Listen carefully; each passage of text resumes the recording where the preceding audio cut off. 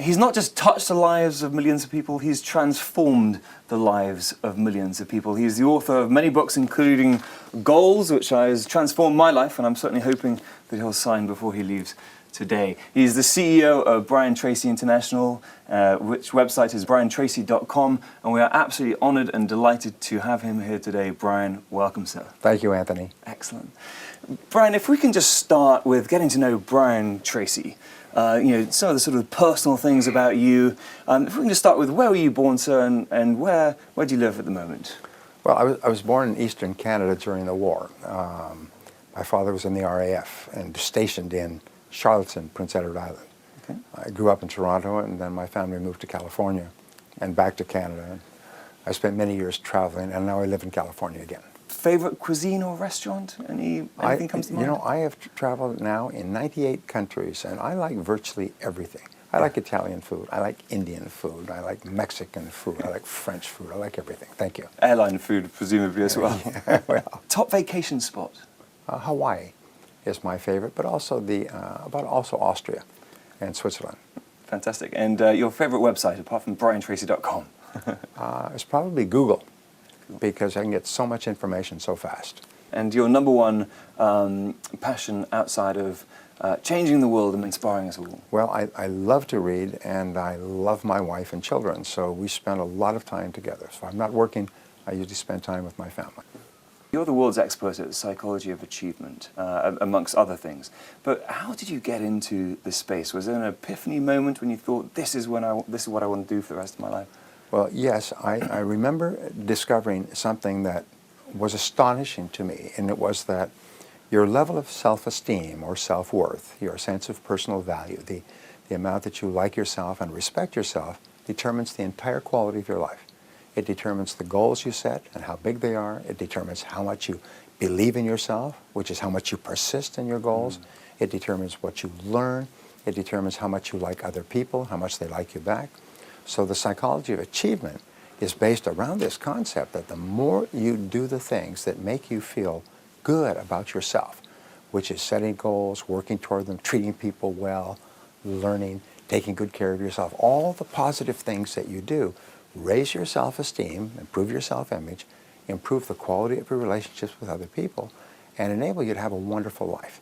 And that just set me off. Yeah, great. And because you didn't inherit a significant amount of money, you didn't come from a sort of a particularly affluent early childhood, I think. No, I came from a poor background. My parents never had any money. They were working people. My father was a carpenter, my mother was a nurse. I left school without graduating. I worked at laboring jobs for several years, and then I got into sales when I could no longer find a laboring job, like most people in sales today. And then I started asking a question which changed my life. And the question is, why is it that some people are more successful than others? Why is this? And I looked around me and I saw people, now I was 23, 24, people younger than me doing better than me. And they weren't any smarter than me, and some of them were dumber. One of the things I say is nothing will make you madder than to see somebody who's dumber than you, who's doing better than you. And you say, how can this idiot be doing so well? And I began asking this question.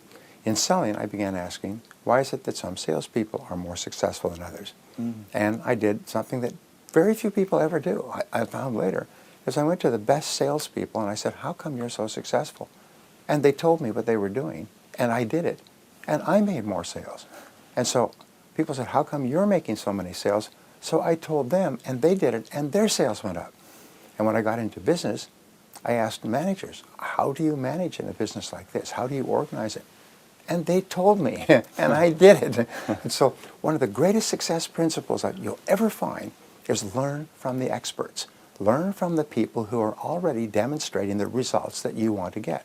Read their books, listen to their programs, attend their courses, learn from, and ask them.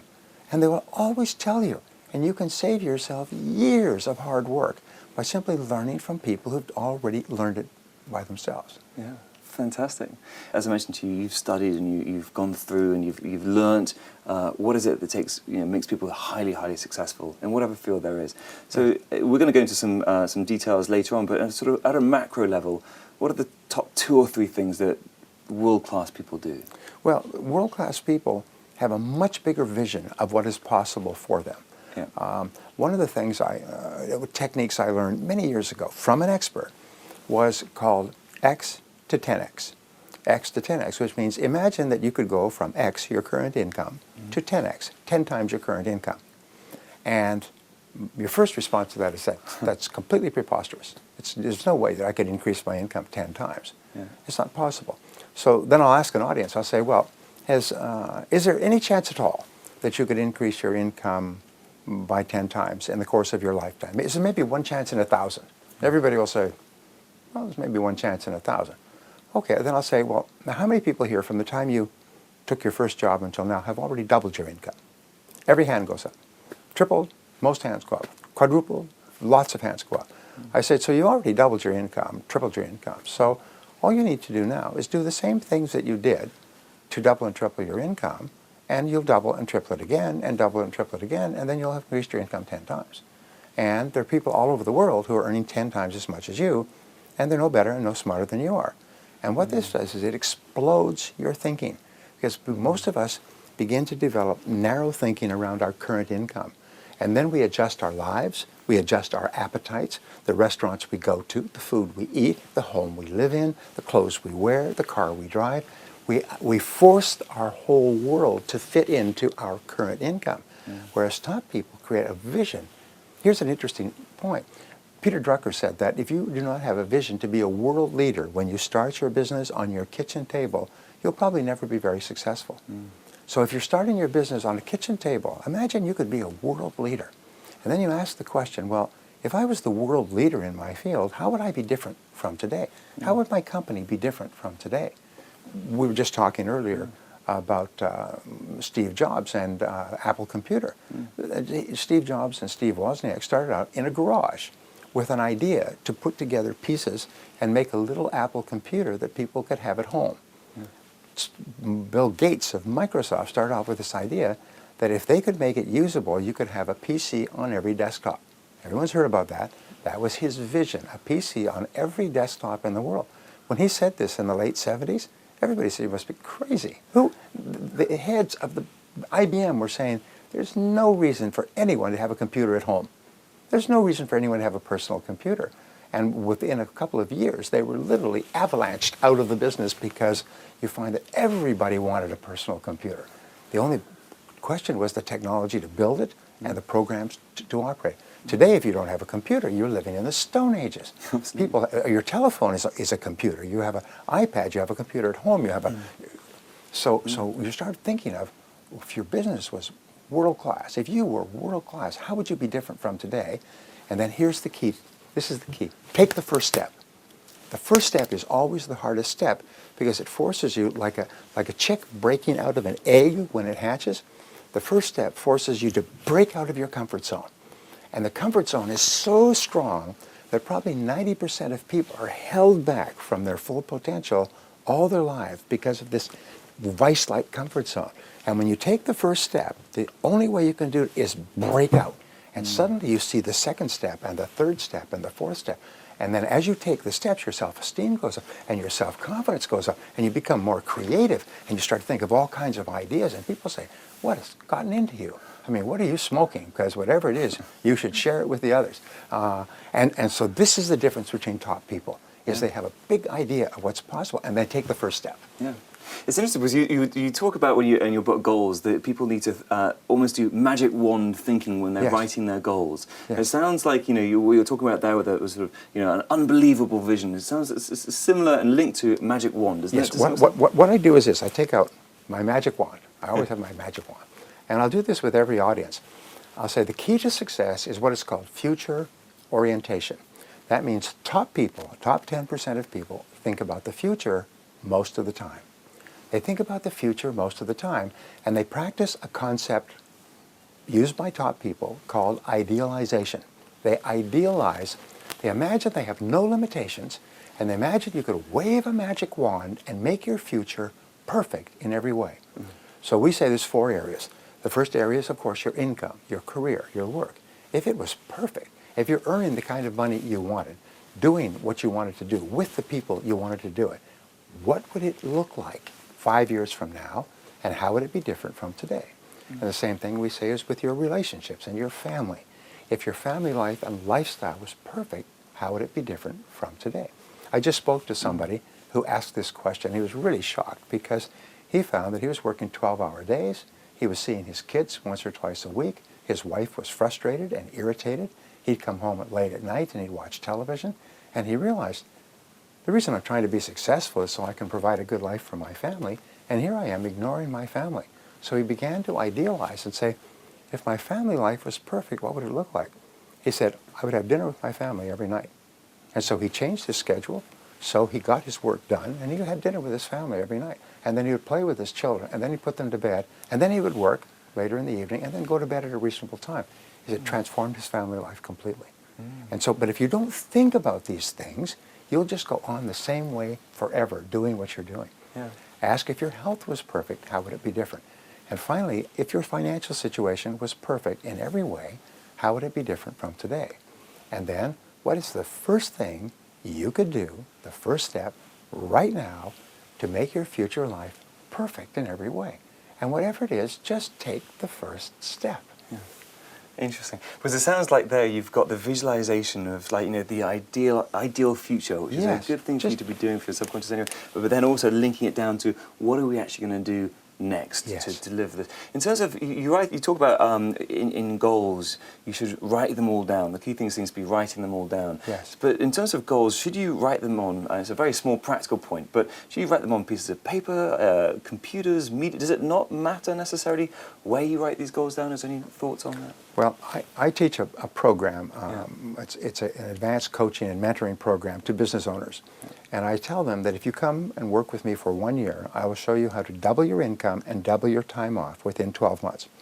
And then what I do is I front-end load the first day of coaching so that they double their income within 30 days. Everybody does it. It's very simple. I hand them out a spiral notebook, like a school notebook. And I say, what I'm going to ask you to do is I'm going to ask you to write down 10 goals that you'd like to accomplish in the next 12 months. Write them in the present tense as though they are already a reality. Not I will earn, but I earn. And then at the end of it, write by and have a due date. I earn this amount by this date. I weigh this number of kilos or pounds by this date. I achieve this goal by this date. Now, when you write it down, you engage in what is called a psychoneuromotor activity, which is a 50-cent word, as we say. It's a big word. But what it means is that you see it when you're writing it, you sub-vocalize when you are speaking, you kinesthetically write it, and by doing the handwriting, you actually program it into the hard drive of your subconscious mind. And I've had people do this exercise once, and a year later, they found that list of goals, and they were astonished to find that 8 of the 10 goals had been achieved. I spoke to a gentleman recently, remarkable story. He said, after he had gone through my seminar, and he heard me say, write down 101 goals that you want to accomplish in your lifetime. Well, he was about 24. He was struggling. He was poor. He had a used car, no money, unmarried, single, so on. So he went home that weekend. He got a spiral notebook. He wrote down 101 goals. Now, 12 years later, I'm coming back to the same city, Atlanta, Georgia. And so he came to my seminar. And he said, I have to talk to you. He said, because 2 weeks ago, I was going through my papers, and I found that notebook.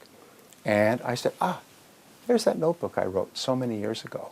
And he took it out, and he said, I wonder how I did. And so he began looking, and he took out a pen, and he began ticking off the 101 goals. So, yes, I achieved that. And I achieved that. And I achieved that. He said, Brian, and he started to cry. He started to shake. He said, Brian, I had achieved all 101 goals in 12 years. One of my goals was to marry a beautiful woman, which I did. To have children, which I do. To start my own business, which I did. To become a millionaire, which I am today. To own a new Mercedes, which I have. To put my children in private schools, which I did. To travel around the world, to learn a language, to sing a song, to learn to speak. He said it was unbelievable. He said, not 100, 101 goals had been achieved in 12 years. He said, it was overwhelming to him. He could not believe it because I had told him, if you write them down, it's like programming them into your subconscious mind where they then begin to work 24 hours a day while you're doing other things. Great. So a spiral notebook and a pen. Yes. And some imagination and some discipline each morning. Talk about each morning. Do you say that you should you look at your goals then every single morning? I know that you say you're a big believer in going to bed early, waking up early, reading, nourishment for the brain, and then looking at the goals. Is that? What I do is I rewrite my goals every morning. Okay. I carry a spiral notebook. I have stacks now over the years. And every morning I get up, when I do a little bit of reading, I exercise, and then I'll open my book and I'll write down the goals. Now here's the key. Do not refer to the previous day. What you do is you turn it over and you rewrite your goals again today. Now here's what will happen. When you first write down 10 goals, they will be the first things that occur to you. The next day, when you write them down without reference, you will change the order. You may actually drop off one or add something else. The wording will change in the goals, which is very important because your subconscious mind is activated by the precision of the words that you use. And so you'll find yourself writing the goals differently and in different order and sequence. And at a certain point, you'll find yourself every morning writing the same 10 goals, like that. And then, one by one, they'll start to be achieved and replaced by a new goal. And a year from now, it's almost like if you decided to exercise and lose weight a little bit each day, a year from now, you could be as fit as an Olympic athlete. A year from now, you will have accomplished so much, it will be astonishing to you. You know, and people say, well, it sounds really good, big American motivational speaker and so on. They say, but what if it doesn't work? I say, no, that's the wrong question. What if it does work? All it costs is a spiral notebook, a pen, and a few minutes a day, maybe 5 minutes. What if it could transform your life, as it has done for millions of other people, with no exceptions, in 56 countries where I've spoken? So if it works for everybody, everywhere in the world, it'll probably work for you. All it takes is 5 minutes a day. And it's really a test of how much you really want those goals, is do you have the discipline to rewrite them every day? If you will do that, that front loads the entire success process. Do you know the very act of writing goals raises your self-esteem, it improves your self-image, it increases your self-confidence, and it activates your creative mind. You start to see all kinds of ideas and ways to achieve the goals that you've written. It's so powerful, it's literally life-changing, that one technique. And should you, when you're with the spiral notebook in the morning, should they be the day's goals, week goals, year goals, or just the key ones? Well, it's not a time planner. No. It's just, it is your goals for the foreseeable future. Okay. Now, when I say start off, write down 1-year goals. If you have more confidence, you can write down 5- and 10-year goals. But I have never written a goal that I didn't achieve. And I've gone from literally from rags to riches, from being broke to being worth an enormous amount of money. And it was exactly what I wrote down. the car, the home, the family, the business. Everything I wrote down eventually came true. And everybody I speak to says, it all comes true eventually. Yeah. A lot of the things you say, I guess, Brian, are linked to cause and effect. You're Yes. telling us that you can do things. It's proven, it's tried and tested. If you follow these methodologies, Yes. then you can have the same effect. Is that Yes. right? Yes. The same results. Yes. But one of the things, I went to one of your courses, I was lucky enough to go to one of your courses last year, where you were saying that when it comes to achieving greatness, you don't have to be significantly better than the people around you or your competitors. You have to be marginally better. And you were talking about a metaphor about a horse race, and you could say it a lot better than I can, but it really had an impact on the audience. So can you just...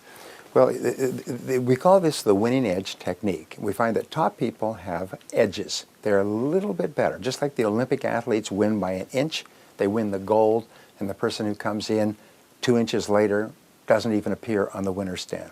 The winning edge concept says that a horse that wins in a horse race by a nose wins 10 times the prize money of the horse that comes in second by a nose. And now, is the horse that comes in first 10 times faster, 10 times better, 10 times anything? No, just a nose faster. A nose can be an inch or two in a photo finish, and it can make the difference between world championship and forgotten. Top people, and the research that's coming out now since the last time we were together, shows that the best people in every field, the ones that go from the bottom to the top in their careers, are people who engage in a concept called deliberate practice. Now, this is a breakthrough concept. It's like quality circles. It's a whole new concept in business. Deliberate practice means that, like a sniper, they select the one skill that today can help them the most to be the most productive, to make the greatest contribution where they are right now. And they ask around, if I was really good at one skill, You know, the magic wand concept? If I was really good at one skill right now, which one skill would help me the most at this stage of my career? And your boss can tell you, your coworkers can tell you, your staff can tell you, but you've got to know, because this is the key. It's almost like you're trapped in a room, there's one door out. The one door is the most important skill that you can learn. If you learn all the other skills, you go out through all the other doors, nothing will improve for you. But if you get really good in this one skill today, it can really help you. Sometimes it's understanding financial statements. Sometimes it's negotiating. Sometimes it's being really excellent in meeting management. Sometimes it's good at public speaking. Sometimes you never know what it is, but people around you know what it is, and in your heart you know what it is. But here's the point. All business skills are learnable. All business skills are learnable. That means you can learn any business skill. And the point is, you must never allow yourself to be held back in your career, to be trapped in the room with the doors all ready to be opened with the keys and the locks. You must never allow yourself to be trapped because you lack a business skill. And many people, give you a very simple example, delegation. The ability to delegate intelligently and well to the right person in the right way, the right job, and make sure it's done, is an absolutely essential executive skill. If you do not have it, you cannot survive or succeed as an executive. You must be replaced or carefully supervised, because you will never get results through other people, the definition of management. But delegation is a learnable skill, and every successful executive is excellent at delegating. They're excellent at selecting the right people, working with them to get clarity about the right job and what needs to be done, making sure that they have everything that they need, and then backing away and letting them do it. Because if you can't delegate a task, you must do it all yourself. And a lot of managers say, well, if you want it done right, you have to do it yourself. No, if you want it done right, you have to delegate it well to someone else and make sure that they do it. So it's just that one skill, and there's a series of management skills, can transform your entire career. I have had senior vice presidents working for me that I've had to fire because they could not delegate. Every single time they handed out a task, it fell in its face. Another task is planning. They could not plan, as they were disorganized all the time. Another task is measuring. They could not set measures or standards so that nobody knew what target they were aiming at. So people were always at each other's throats because there were no standards. I mean, these are little things. You think, well, of course, those are absolutely essential. And they're all skills, and they're all learnable. And that's the great breakthrough. You can learn any skill you need to develop the winning edge in any field that you're in. Let's talk about learning for a second. I mean, you're a master teacher, but in terms of your students, is there any technologies or any advancements in terms of how people can best learn? Yes. Well, first of all, the human being is an automatic, a natural learning organism. A child in the first 3 to 5 years learns to coordinate 26 senses. They learn 5,000 words. They learn how to read 100 different facial expressions, so they know exactly what people are thinking and feeling. They know how to interact and get along with others. They learn at 30 times the adult rate in the first 3 to 5 years. But there's no reason why adults cannot learn at a rapid rate as well. It's like breathing in and breathing out. And so you find your most successful people, we say all leaders are readers. All leaders are learners, because they recognize that whatever got you to where you are today is not enough to get you any further.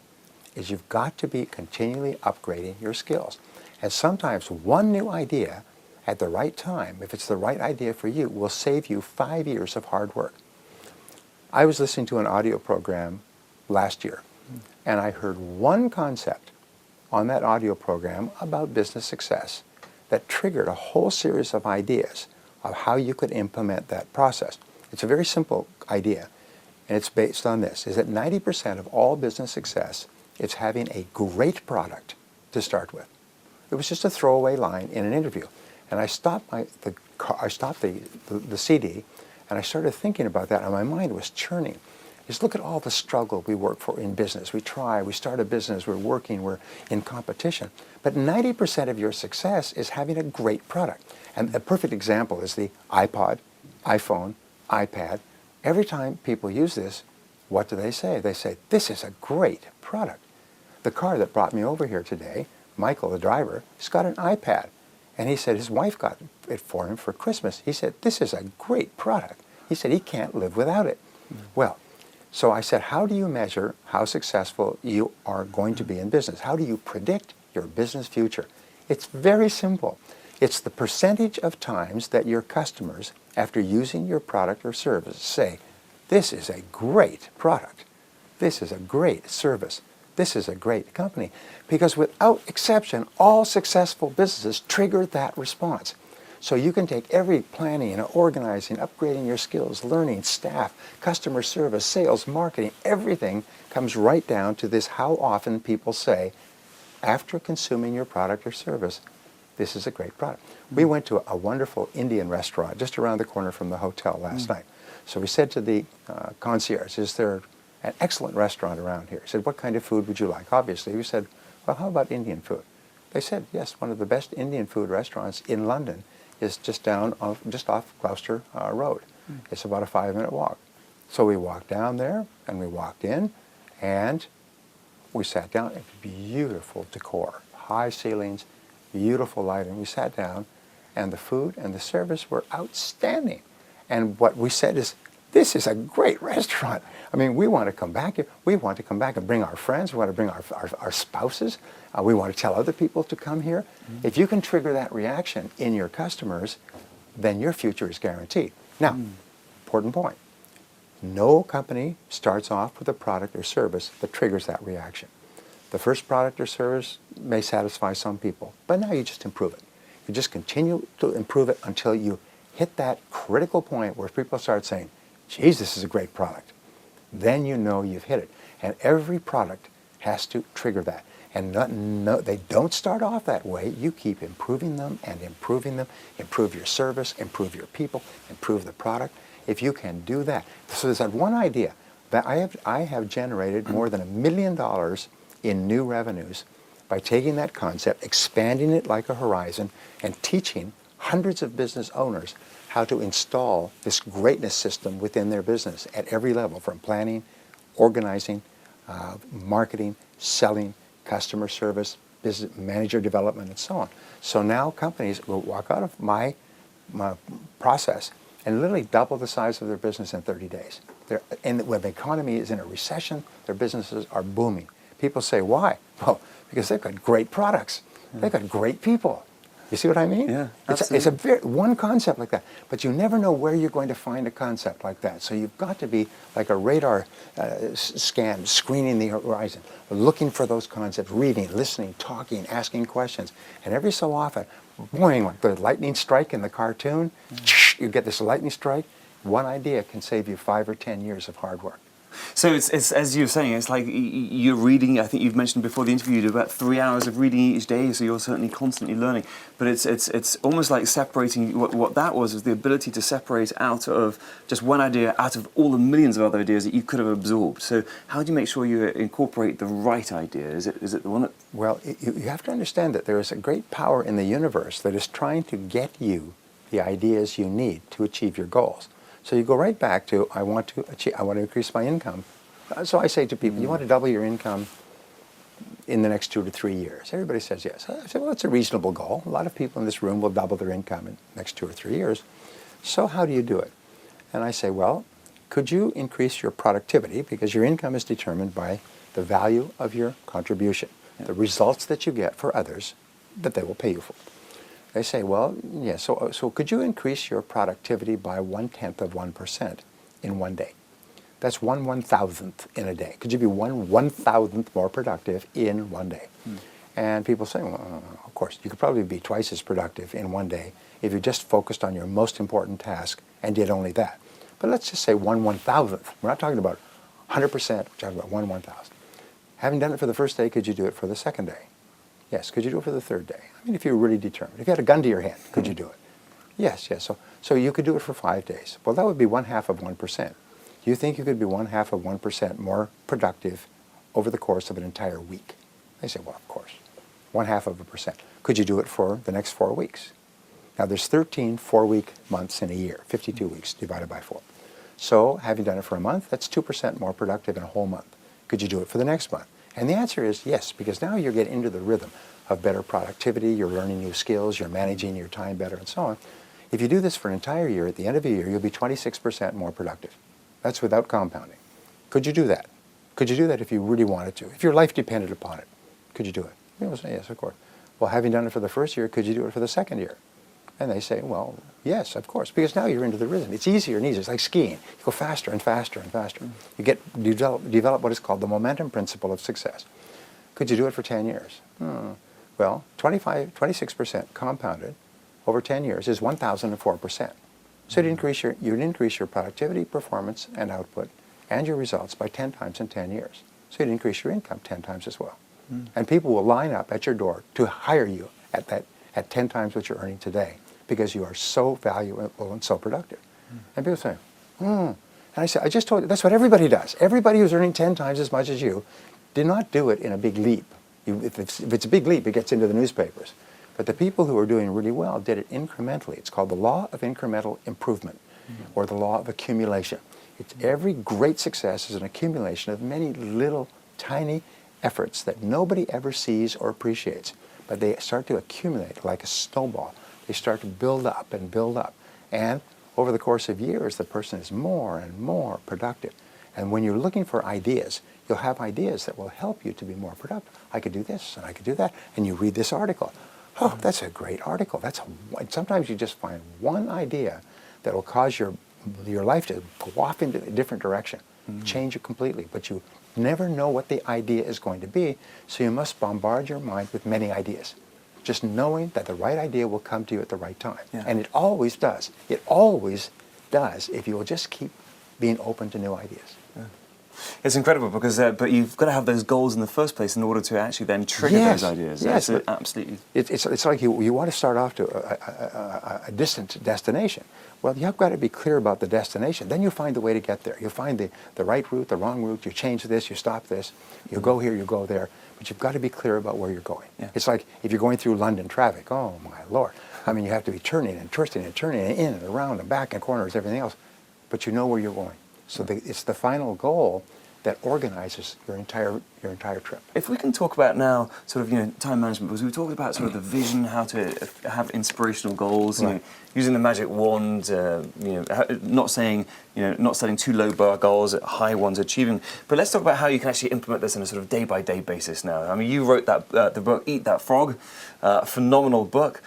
So what was the concept behind Eat That Frog, and one or two key time management lessons we can take away? Well, I'll give you a couple of concepts and then one lesson that will double your income. Anybody here can double their income with this lesson. It's so simple, it's embarrassing. You'll walk away shaking your head. You say, that's so simple. Because all the great truths, by the way, are simple truths. I've studied philosophy going back to Socrates and Plato and Aristotle. All the great truths ever discovered are simple and easy to apply. They are not deep or complex. If it's complex, it may not be true. Okay, so what we know is that all of time management, and my books have sold millions of copies in 38 languages. I'm probably the best time management author, best-selling time management author in the world. And I don't even consider myself to be a specialist. But what I did is I began learning from the experts. I read every book. I took every course. I traveled around the country and sat in on seminars. I bought every time management system and used them so I understood how they worked. And then I put it all together into systems. And I have Eat That Frog is a short book. It's available down the street here. I just came from Bratislava. They have it in Slovak language. I stopped off in Prague for 4 hours. They have it in Czechoslovakian, Czech language. The head of the company that brought me in last November found a copy of this book and began to read it. And today he has 1,000 employees, and he attributes it all to this book. He said it transformed his life. He carries it like a Bible. It's written up and rewritten and wrinkled and everything else. He said it's such an amazing book because it basically says this, is decide upon your goals and your most important goal, and then every day begin your day with a list. The best time to write a list is the night before, because when you write a list the night before, the next morning you'll come up with all kinds of ideas for the list. It's like goals for the day. Then what you do is you look at your list and you say, if I could only do one thing on this list, what one activity, what one task would I want to be sure to complete before I left town for a month? All right? And that becomes your most important task for the day. Now, the Eat the Frog concept comes from a story where they say the first thing that you do in the morning is you eat a live frog. you'll have the satisfaction of going through the day knowing that's probably the worst thing that can happen to you, is eating a live frog. And the two corollaries of this principle are, if you have to eat 2 frogs, eat the ugliest one first. Now, the frog is your biggest task. It's the one you're most likely to procrastinate on. It's also the one that will have the greatest positive impact on your career if you do it now. And so if you have 2 really important tasks, do the most important one. We say do the worst first. Do the biggest, ugliest one. And the second corollary is that if you have to eat a frog at all, it does not pay to sit and look at it for too long. So what you do is you start on that task. Now, when I've done this talk, or part of this talk, for corporations, very often they will go out and they will have brass frogs made up for all their executives. And the brass frog sits on the executive's desk. And it sits there so when they come into work, the first thing they see is the frog. Or they plan their day and they put the frog on top of the plan. First thing they see is the frog, and it reminds them, start and do the worst first.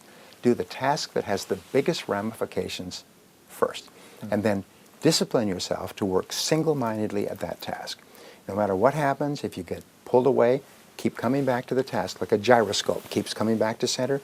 Keep on that task, because you've now decided that everything else is a relative waste of time except this task. It doesn't mean they're a waste of time, but relative or in comparison with this task, everything else is secondary or worse. If you can do that and develop the habit of doing that, you will double your productivity the first day, and it will just continue to increase for the rest of your career. You will be so productive, you'll get so much done, you'll get more responsibilities, you'll get more opportunities. But here's the wonderful thing. Everybody wants to feel like a winner. Everybody wants to feel like a winner. So how do you get the winning feeling? Simple answer, you win. Okay, how do you win? Well, you cross the finish line first. Now, fortunately, in life, what successful people do, and I learned this after many years, it's so important, is they set up finish lines for themselves that they can cross. And so, if you complete a task of any value, it's like winning a little bit, and you feel like a winner. You start, you work, you complete the task. Even if all you do is wash your car and clean out the inside, you stand back, you feel happy. Because whenever you win, your brain releases endorphins. And endorphins are called nature's happy drug. And they make you feel happy. And your self-esteem goes up. And your self-confidence goes up. And you feel happier and more personable. You're actually a more charming person, believe it or not. When you set up a task and you complete it, you feel like a winner. Your endorphins go up. Your self-esteem improves. Your self-confidence goes up. Now, if you have a list of tasks to do, and you choose to do your most important task, and you complete it, you get a rush. It's called an endorphin rush, like that, and your brain releases endorphins which flood your system and make you actually feel exhilarated. You almost laugh out loud. You're happy. Your heart rate goes up. You're smiling. Sometimes you will stay and will work late at night to complete a task, and you get it done at 2 or 3 in the morning, and you finish it, and even though you should be exhausted, you're happy. You can't sleep. You're walking around. You watch television. Because you feel great. So what do winners do? Is they recreate this feeling over and over until it becomes a positive addiction. Now, positive addiction is a very interesting subject. You can get a negative addiction to an illegal drug, or you can develop a positive addiction to endorphins. And positive addictions are fed by setting and completing important tasks, tasks that have an important role in your life. People say, well, don't you lose your spontaneity if you're always working on top tasks? No, you're happy all the time, and you are respected and esteemed by the people around you, and you feel proud, and you have a positive self-image, and people like you, and you earn more money. What's to complain about that? So therefore, it's a very simple thing, and that's why the book transforms people's lives. It takes them from rags to riches. Make a list. Identify your most important task, start on that, and stay with it until it's done. Now, I said I would give you a formula. I'll give my friends a formula here. I call it the AB formula. And the AB formula says simply this. If all the work you have to do, there are 2 types of tasks. There are A tasks that move you toward your most important goals, doubling your income, improving your lifestyle, increasing your sales and marketing. There are B tasks that do not move you towards your goals. Conversations, playing with the internet, reading the paper, going for lunch. In many cases, they move you away from your goals. So here's the rule. Do only A tasks. do not do B tasks at all. If you will do only A tasks, the tasks that move you toward what you say you want, only those tasks, and then you do the tasks that move you the fastest toward what you want, your most important task, you will have a wonderful life. But most people, 80% or more of people, spend their entire days on B tasks. Tasks that are fun, small, irrelevant, useless, make no contribution to their careers, and they don't understand why 10 years have gone by and their income has gone up at the rate of inflation. Whereas the people who've been working on A tasks, their income goes up and up and up. People eagerly pay them more money because they are so valuable to the company. Actually, I remember you talking about an hourly rate and calculate what your hourly rate is, and therefore only do things that justify that hour. Can you just reiterate that point? Because it's linked, isn't it? Well, we find that the average Brit, average German, average French person works about 1,600 hours a year. Average executive or business owner works about 2,000 hours a year. So what you do is you take your annual income and you divide it by 2,000. So let's say you're earning 100,000 pounds a year. Divided by 2,000, that means that you're earning 50 pounds an hour. This is your hourly rate over time. You can even include all your benefits and pensions and so on. But whatever it is, just let's say your hourly income is 50 pounds an hour. That means by law, the Ricardo's law, David Ricardo, the British economist, law of comparative advantage, is you don't do anything that pays less than $50 an hour. You only do things that pay you $50 an hour or more, or that people would pay you 50 quid an hour or more to do. And everything else you delegate. If there's something that someone else can do for 10 pounds an hour, you hire somebody to do that. 20 pounds an hour, 30 pounds an hour, you keep hiring people who can do things, tasks, at a lower hourly rate than yourself. Now here's the great discovery, and this again is life-changing. I call it the law of three. The law of three says that no matter how many things you do, how many tasks you do in a week or a month, and there's usually 20 or 30, 3 of those tasks account for 90% of your value. Only 3. And you make a list of all of your tasks, and I do this with my business owners, and I have them go through this, and they're astonished. And they double their income within 30 days. Because I ask them the 3 magic questions. Magic question number 1. If you could only do one thing on this list, one task on this list, all day long, which one task would have the greatest positive impact on your career? Which one task? Well, it'll usually pop. It'll jump out at you. So you put a circle around it. Then you say, if you could only do 2 things all day long, which would be number 2? And you put a circle around that. If you could only do 3 things all day long, which would be number 3? Put a circle around that. And suddenly, it's almost like all these other tasks fade. Like in a camera shoot, in a movie, they fade, and those 3 tasks are sitting there, like those 3 magic tasks, and you realize, oh my God, those are my big 3. Everything else is secondary. Everything else can be done by someone else, or done later, or not done at all.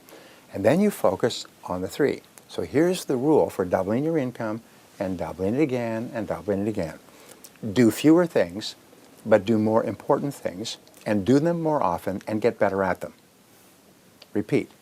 Do fewer things, the big 3. Do more important things. Do more of them. Spend more of your day working on those 3 tasks, and then get better at those tasks so you can get more of them done faster at a higher level of quality. If you will practice the law of 3, you'll transform your life. If you combine that with the eat the frog and work on your most important task, the one that can contribute the most value, and you can do that until it becomes a habit, just automatic. You get up in the morning and you just start work on your most important task, and you say, no, I don't do that. I don't do little tasks. Those are not my job. People say, what about this, what about that? I say, excuse me, I'm management, not labor. I do management tasks. I do my big 3. Labor does all those other things. They go, ho, ho, ho, ho. So you, person who's watching this right now, is your management, not labor. Think of yourself as management and do your 3 tasks. If you can do that until it becomes a habit, you're going to conquer the world. If we can talk about sales now, because you mentioned earlier about the fact that companies have really got to make sure, or you've got to make sure your product is exceptionally good. So if you've got an exceptionally good salesperson watching this right now, and they think their product is average at best, what advice would you give to them? Should they just leave and go and find a company where the product is good, or should they scream at management that they need to incrementally improve their product, do you think? Well, they should probably have their managers look at the first part of this interview. The second part is, if you're in sales, as I was for many years, you don't really have a choice over the product. You have to assume that your company has produced a good product or service and they have priced it well in a competitive market. So your job is to sell more of it. And this brings us to the great breakthrough of the 21st century, is that all sales in the 21st century are relationship sales. They're relationship sales, which means that people do not buy the product or service, they buy how they feel about the person selling it. And then the product or service becomes important. So the first job of the sales professional is to take the time to develop a relationship of trust and credibility with the prospect, sincerely. We say step one is to separate prospects from suspects. A prospect is someone who needs it, who wants it, who can afford it, and who can use it. And they have all of those needs now. Yeah. A suspect is someone who may need it or want it sometime in the future. Don't spend all of your time, or any of your time, speaking to people who don't have a need for what you're selling in the short-term future. So you ask them some questions. What are you doing now, and how is that working, and what are your plans for the future? If they say, well, we're perfectly satisfied and we don't have any money and business is terrible and we're not making any changes, and you say, great, you have a wonderful day, and here's my business card, and call me if ever things change. And you keep looking for people who have a need. We say that if you're selling fire extinguishers and a person's hair is on fire, that's a good prospect. They need your product, and they need it now, and they need it immediately. And so there's a whole series of things we teach on how to identify the best prospects, how to find them, how to approach them, and so on. The second thing is to build credibility with them. In sales and in life, credibility is everything. Your trustworthiness, your believability, how much I can trust you, how much confidence I feel in dealing with you, is the most important single factor, not only as a salesperson, but as a human being. And so you will find that your very best relationships in life are people with whom you have this perfect trust relationship. Your spouse, your best friends, your best customers. You have relationships. I work with people on multi-million-dollar deals whom I've never met on the telephone or by email because we have a trust relationship. And we can enter into agreements, and we can make commitments, and we can actually spend money and put in hours because we trust each other. There's no problem. And so trust between a customer and a salesperson is really important. And you build trust by asking questions, not by talking about your company or your service, by asking really good questions and listening closely to the answers and working to understand your customer. One of the things I say is position yourself as a doctor of selling. Many salespeople kill the sale by walking in and saying, hello, I'm Brian Tracy, let me tell you about my product or service. That's like going into a party and saying, oh, you're a pretty girl, and jumping all over them. Wait. It's too soon. It's too soon to pounce. Most salespeople go in and pounce because they're nervous. Instead, what you do is you go slow. And what you say is I'd like to ask you a couple of questions and see if we can't help you achieve your goals in a cost-effective way. Would that be all right? People will relax if you offer to ask them questions and make no effort to sell at all. Because you don't even know if this is a prospect or a suspect yet. So if you start to sell before you are clear and before the customer is clear that a need exists, you'll kill the sale. So just go slow and ask questions about them. One of the things we teach our sales professionals is to prepare thoroughly for every meeting. Go on to Google, do whatever you need to do to find out everything you can about the prospect before you meet them for the first time. Remember, the first impression is lasting. And a customer today can tell if you're prepared or not within 30 seconds. If you walk in and you say, thank you very much for your time. I had no idea your company had been here for 33 years. You have 270 people and 12 branches, and your best-selling product is this or that, and it just won the quality award last year. I say, how do you know all this stuff? Well, I went to your website and I looked it up. And what do people put on their website? They put the things that they're most proud of. We call this their bragging page. They put things on their bragging page. So you go to their website and you'll learn the things that they are most proud of as a company. And if you feed it back to them and say, I looked at your website and wow, that's pretty good material. They say, gee, we can't even get our own people to look at our website, much less outside people. And you know what? Your credibility goes straight up, and their fears and skepticism and negativity goes straight down. And there's an inverse relationship between the two. As your credibility goes up, their fear goes down. Now, they start off with a high level of fear and skepticism. But as you begin to build credibility by doing your homework And then by asking good questions to fill in the answers and listening closely to the answers, they start to go, oh, I'm dealing with a professional. Thank heavens. So here's what I teach my professionals. I say, imagine that you are a doctor of selling. I have my diploma grantor here in my form of a magic wand, and I'm going to make all of you into doctors from now on. The only difference is that you make house calls. And other doctors in Harley Street, you have to go and see them, or wherever they are. So what does a doctor do anywhere in the world? A doctor follows 3 steps in a doctor relationship, doctor-patient relationship. The first step is the examination, where the doctor asks a lot of questions, takes tests, pulse, heart rate, blood pressure, and so on. And then they do tests, and then they sit down and they say, here are the results of our tests. This is the questioning process in selling as well.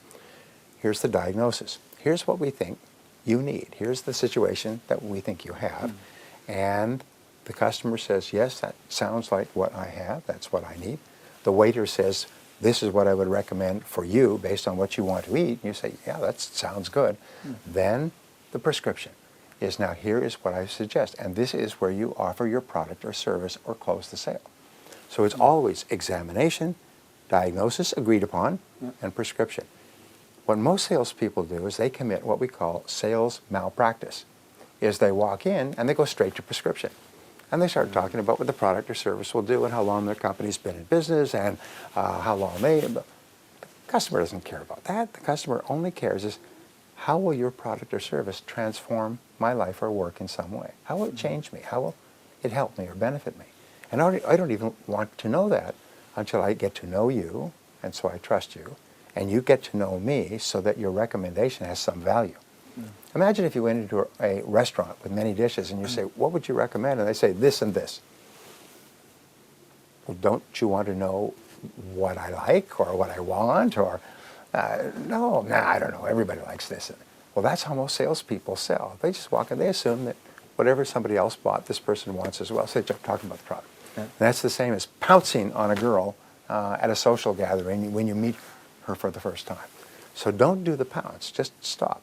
And be prepared to go back a second time. Take notes carefully in a sales presentation and say, may I think about what you have said for a couple of days and come back to you with some ideas on how we might be able to help you. What is the customer going to say? The customer is going to say, absolutely. What if a doctor does a complete examination, says, look, I'd like to get all of these results together and then see you again in about a week. Would that be all right? Of course. You start to shift your whole schedule. You are looking forward eagerly to hearing what the doctor has found out and what his recommendations or her recommendations would be. And this is the beginning of the relationship-based selling process. And people who sell like this earn 10 times as much as people who sell the other way. Leadership, obviously a huge issue. We need more inspirational leadership out there. I actually went to your website, Brian Tracy, not long ago, .com, and subscribed to your newsletters. Got 7, I think it was the 7 responsibilities of leaders. Right. If we can just start with what is the sort of the number 1 responsibility of a leader, or if there's any other things that highlights of those 7 that you'd like to shed. Okay, remember the umbrella concept.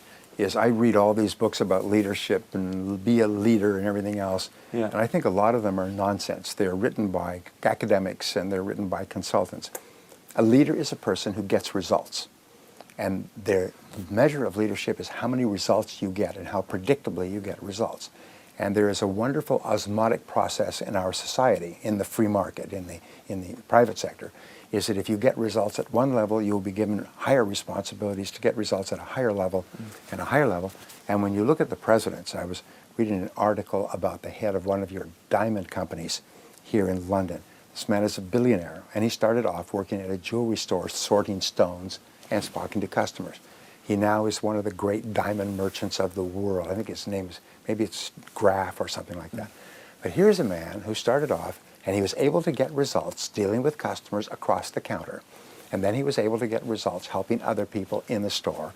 And then he's built up. And now he's one of the most respected and richest men in the world because he still gets great results.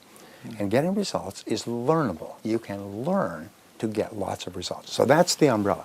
And then we talk about the 7 responsibilities of leadership, and they're all based on getting results. And number 1 is to set and achieve business goals. This is the primary responsibility of the leader, is to set and achieve business goals. So you must be crystal clear about your goals. The top managers I know in many entrepreneurial businesses set goals for sales for every day. Some companies set goals, especially in retail, for sales for every hour. And they're looking at the numbers. And a fixation on the numbers that measure your progress towards your goals causes you to improve in those areas. So they say, oh, sales were down this hour. What can we do to make this hour, which is after lunch, which is a slow hour, how can we improve our sales at that time? Could we send out a special offer at 11 o'clock, which expires at 2? In other words, they're always thinking in terms of small time increments, but they're always thinking about their sales and profitability goals. So that is the number one thing, which you've heard me talk about before. Yeah. Average managers are really unclear, and everybody around them is unclear.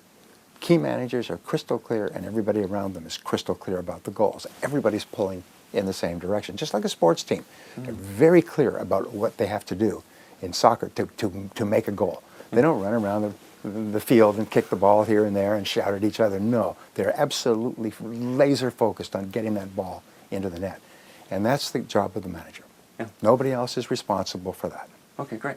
You also wrote a book on how the best leaders lead. Yes. Is there any key insight that we can take from that? Well, my favorite word in management is clarity. My favorite word in life is clarity. The greater clarity you have with regard to what you're trying to accomplish, the faster you'll achieve it. Yeah. In fact, people with clear written goals and plans with priorities accomplish 10 times as much in life as people without. It's very simple. It's the 10 times factor. Then make sure that everybody that works with you is crystal clear about what job they're supposed to do. Be clear about your 3 most important tasks and help everybody else be clear about their 3 most important tasks. So you get everybody always working on the 3 most important things they can do. And you hire other people who can do the task at a lower rate than your best people. You free them up from small tasks so they can do the things that make the greatest contribution to your overall goals. Yeah. That's the job of the leader.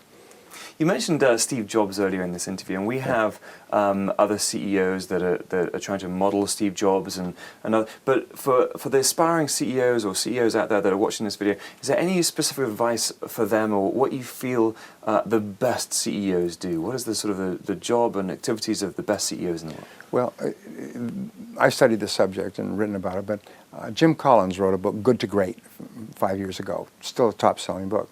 And in that he identified the companies that go from good to great, and he found that they have 7 qualities, and one is quality was what he called a level 5 leader. Yeah. And a level 5 leader was a person who was actually pretty easygoing, not an egomaniac. Is often the public doesn't even know who the president of this massive company is. But this person is very clear about their goals, very determined to make the company successful, and is very supportive of all the people around them and helps them. They know that if I cannot get other people to do the work, I have to do it. So what they do is they select people very carefully. Remember we talked about selection and delegation? So they'll select very good people, and the rule is get the right people on the bus, get the wrong people off the bus, and then get the right people in the right seats on the bus. This is Jim Collins' formula. And so that's what the leader does, is the leader focuses on finding the right people to put in the right seats on the bus, and then they will drive the company forward. Fantastic. Thank you very much for that, Brian. Brian, if we can talk about something that's slightly more personal, but still very encapsulating to everything you've been talking about today, and that's overcoming obstacles, visualization, and everything else. You've overcome cancer. It was last year, I believe, you were diagnosed with throat cancer. Can you just tell us about that story and maybe some of the lessons that you've learned along that journey? Yeah. Well, I believe in having regular medical checkups. After the age of 40, you should have a checkup every year, because doctors can find things in a checkup that will not really even appear, especially blood tests and so on, not even appear for several years. So regular checkups can add about 8 to 10 years to your life. Well, I got so busy for 2 or 3 years, I never went to a doctor. I finally had a little sniffle that didn't go away, so I went to my doctor for my medical checkup, and he looked in my throat. He said, looks like you have an infection. Let me give you some antibiotics. Come back in a week. So I did. He came back and I said, it's not an infection. The infection is cleared up. He said, I'm afraid you're going to have to change your life. You have cancer. This is an internist. very smart doctor. And he said, I'm going to send you to an expert who will do a biopsy just to make sure that we're correct. So he did, and the biopsy came back, and the MRI, and the PET scan, and the CT scan showed that I had a cancer about this size, the size of a lime, on the back of my throat. Now, as a speaker, as anybody, but as a speaker, this was frightening to find out you have throat cancer. Fortunately, it was not on my larynx. It was out of my voice pipe. It was on this side. So I said, well, what is the course of treatment? And they said, well, first of all, we start off with chemotherapy to shrink it, and then surgery to remove the scar tissue, and then radiation to kill any microscopic cells. So I began to read copiously, learn from the experts. I went onto the internet. I went to the American Cancer Institute. I checked my cancer against other cancers and predictions. I joined a support group. I read books on the subject. I got second opinions from other doctors. And then I finally came to the conclusion, trust your doctors. These people do this all day, and each of my doctors, there's 3, one for chemotherapy, one for radiation, one for surgery. And this is called your team. Yeah. When you get cancer, they say, select your team carefully, and the team works together. Just like they talk on a regular basis, like the 3 people heading a company. They talk about you as a patient on a regular basis. They analyze your treatment. They decide how to change it. Each person is individual. Each course of treatment is individual. And so you trust your doctors, and you do what they tell you to do. Get second opinions to give yourself comfort. Learn everything you can, and so I did. I said, what's the likelihood of success? And they said, most people who go through this go through it once, and they are cured, and it never happens again. If you remember, the actor Michael Douglas came down with throat cancer about the same time, and it was more serious than mine. And he just went through his course of treatment. He trusted his doctors, and today he's back to a normal life and making movies. So the best advice I can give you is be well informed. Don't allow yourself to be put off base, and then trust your doctors. Your doctors have one goal in life, and that's to heal you, to cure you, to get rid of the cancer so that it never comes back again. And so that's what I did. And I made a movie of it, which is now on the internet, and I think it's called Conquering Cancer. So if you go to briantracy.com, and if you or anyone in your family has cancer or learns that they have cancer, go and watch this movie, because people are saying it transforms their confidence in their ability to deal with cancer and to deal with a family member who has cancer. The 4 most important words ever discovered in history are the words, this too shall pass. This too shall pass. It's true at all times, for all people, under all circumstances, in all situations, whether it's the economy or whether it's a relationship or whether it's cancer. This too shall pass, one way or another. If we can just end with one piece, what we call the one piece of advice game. That's just one piece of advice for in the following scenarios, if we can. Right. So a salesperson wanting to double their income. Well, it's very simple. Double the amount of time that you spend face-to-face with customers from this day forward. Use every single bit of intelligence, brilliance, time management, planning, goals, efficiency to double the amount of face time. Yeah. Your sales are directly in proportion to the amount of time you spend face-to-face with qualified prospects. The average salesperson works 90 minutes a day, in that they are face-to-face with customers 90 minutes a day on average. Half are below, half are above. If you want to double your income, spend 180 minutes per day, which is 3 hours out of 8, each day, face-to-face with customers, and by the law of probabilities, you will double your income. And I've taught this for years, and everyone who does it is astonished. They double their income within less than a month. Excellent. Number 2, somebody in a job that they're not particularly passionate about, but they're afraid of leaving because of the financial commitments that they have at home. All right. Then what you do is you imagine that you are financially independent, that you have 20 million pounds in the bank, and simultaneously, you only have 10 years to live. You're going to enjoy superb health, but you have all the money that you need, and you have to work at something. You cannot be a layabout. So therefore, if you could work at anything, and you had all the money you needed, and you didn't want to waste any time, what career would you choose? If you could wave a magic wand and have all the talent and skill that you need to be successful in any field, what field would you choose for yourself? And then what you do is you just start to do some research on that field. Work in it part-time. Work in it for free. Read books and courses. Talk to people who are in it. And I have spoken to literally thousands of people over the years who did that and eventually changed out of their current job, sometimes within their same company, changed out of their current job where they weren't very satisfied into a new job that they loved, and they became a star at that new job. And virtually everybody can do this. Yeah. It's very similar to that, but a lot of people want to learn, find their passion. A lot of people say you've got to go and do what you're passionate about. But people who haven't found their passion, what advice? Well, this whole thing about find your passion is a motivational claptrap.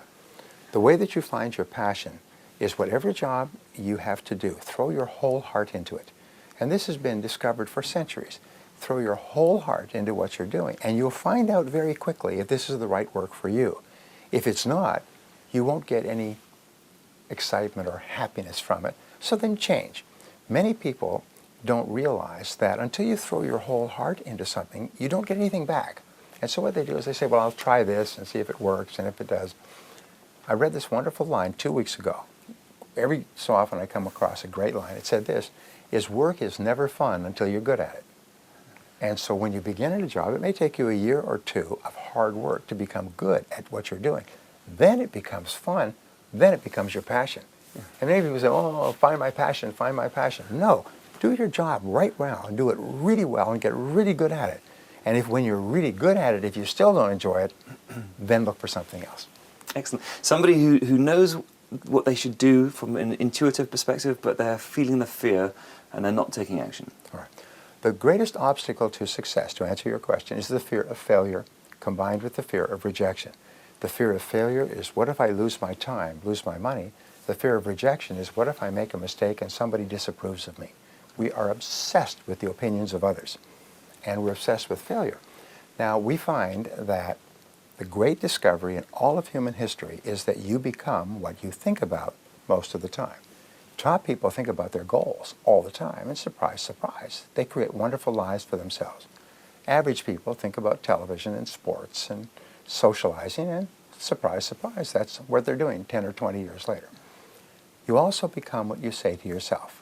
So you can have an enormous impact on your emotions of confidence and courage and confidence by speaking to yourself in a positive way. And the magic words discovered in psychology are the words, I can do it. I can do it. I can do it. So whenever you think of something that you'd like to do and you're fearful, say, hey, wait a minute. I can do it. I can do it. I can do it. I can do it. And as you say, I can do it, your courage and confidence goes up and your fears go down in inverse proportion. And then at a certain point, you will overflow and you'll just take action. And then all of your fear disappears. Excellent. And the final one, sir, a CEO that wants to become a world-class CEO, even better than Jack Welch was. Well, then what you do is you focus on getting results through people, which is be very, very clear about the goals that you want to achieve and set big goals. Jack Welch wanted to make General Electric either first or second in every category in the world. And that was his rule, is we will be first or second, whether it's turbine engines or whether it's powered hydroelectric dams or nuclear reactors, we'll be number one or number two in every field, or we'll get out of it. And so every single manager had a job. Is if we're number 5, your job is to get to us to 1 or 2 within a certain period of time, or we will discontinue the field and maybe discontinue you as well. So everyone in his company, all the officers were focused on winning battles, getting to 1 or 2. The second thing is be very, very sensitive and considerate to the people that you work with. All the best managers, they're firm, but they're very caring about their people. They're very thoughtful. They're respectful. They are courteous. They treat people well, and people feel happy when they go to work for these people. And as a result, they produce twice as much as they would anywhere else. Brian Tracy, it's been a personal goal of mine to be sitting in front of you like I have been today. So I'm absolutely honoured from the bottom of my heart to have you here, sir. And thank you very, very much indeed for your insight and your wisdom, as always. Thank you, Anthony. It's been a pleasure. Thank you.